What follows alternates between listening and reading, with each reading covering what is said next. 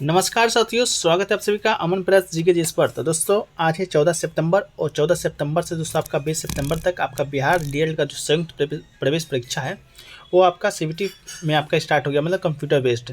तो दोस्तों तो आज की इस वीडियो में 14 सितंबर थर्ड में पूछे जीके साइंस और कुछ हिंदी और मैथ के कुछ प्रश्न मिले हैं जो कि बिहार डीएलएड संयुक्त प्रवेश परीक्षा में पूछे गए थे।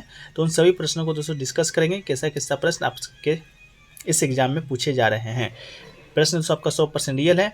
आपसे गुजारिश है कि वीडियो को पूरा देखिएगा। वीडियो को पसंद आ जाए तो वीडियो को लाइक कीजिएगा, शेयर कीजिएगा और चैनल पर नए होंगे चैनल को सब्सक्राइब कर दीजिएगा तो नोटिफिकेशन बेल को भी ऑन कर लीजिएगा। वीडियो को अंत तक जरूर देखिएगा। अंत में दोस्तों आपको क्या क्या पढ़ के जाना है, क्या नहीं पढ़ना है, आपको ये भी बताएंगे। और किसी प्रकार कोई समस्या होता है तो हमें व्हाट्सएप मैसेज कीजिएगा, व्हाट्सएप नंबर अभी आपको सामने दिखेगा। चलिए दोस्तों शुरू करते हैं आज का कैसा कैसा प्रश्न देखने को मिला था।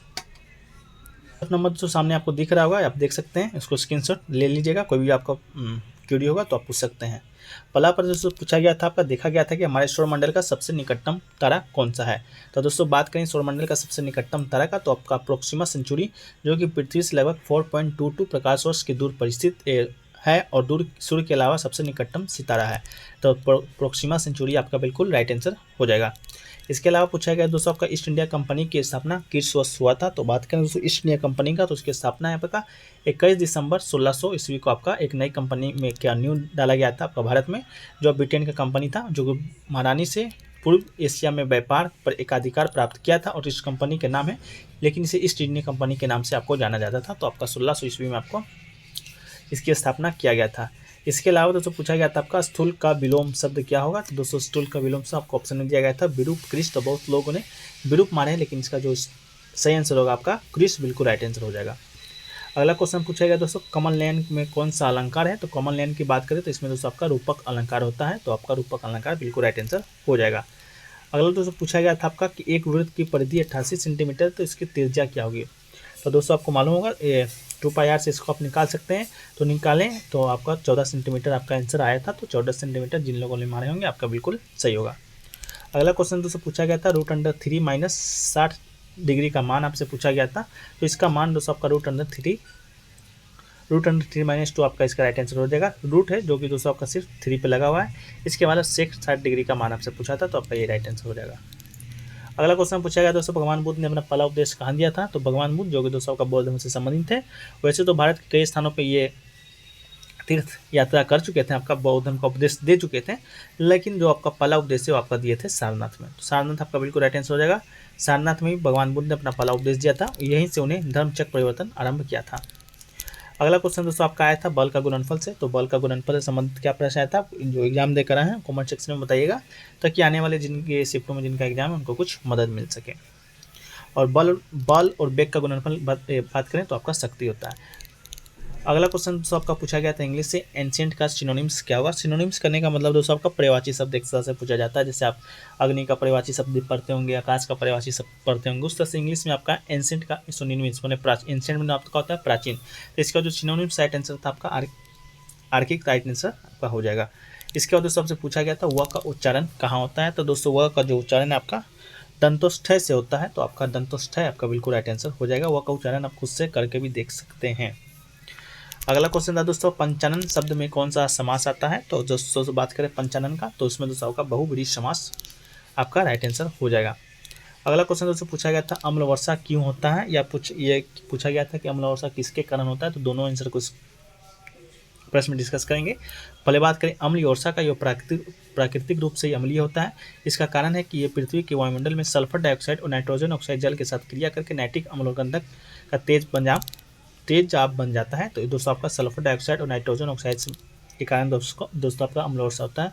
यही बात करें दोस्तों किसके कारण से होता है, तो आपका कारखाना राइट आंसर हो जाएगा अगर ये आया होगा तो।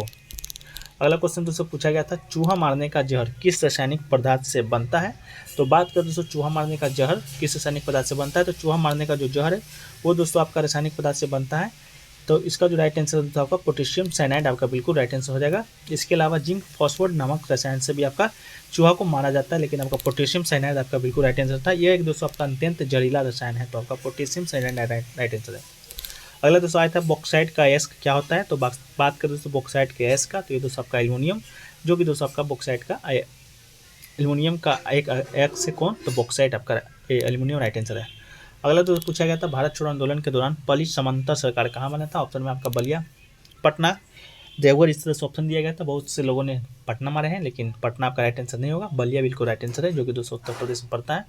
ये नहीं है कि आपका पटना में एग्जाम हो रहा है, बिहार का एग्जाम दे रहे हैं तो पटना ही सही आंसर हो। अगला दोस्तों पूछा गया था पेरिस किस नदी के किनारे है। पेरिस जो फ्रांस की राजधानी वो आपका किस नदी के किनारे, तो आपका सिंध नदी बिल्कुल राइट आंसर हो जाएगा।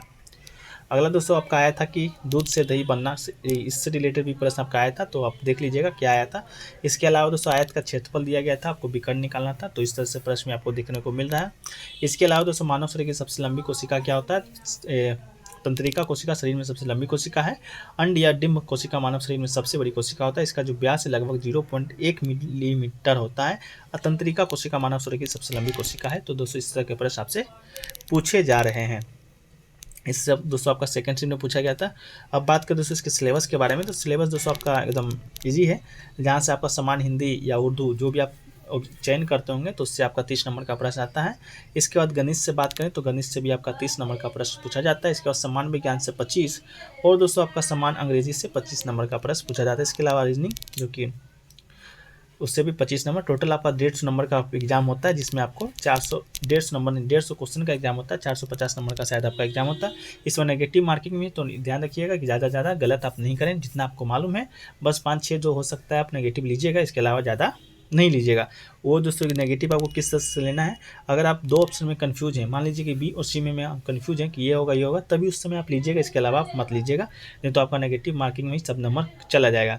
इसके अलावा दोस्तों आप देख सकते हैं हिंदी व्याकरण से आपका समास, पर्यायवाची, विलोम शब्द, अनुलोम शब्द, ये सब से आपका पूछा जा रहा है। इसके अलावा इंग्लिश तो आपका बिल्कुल ईजी है, सिनोनिम्स और फिलिंग द ब्लैंक से रिलेटेड आपका प्रश्न है।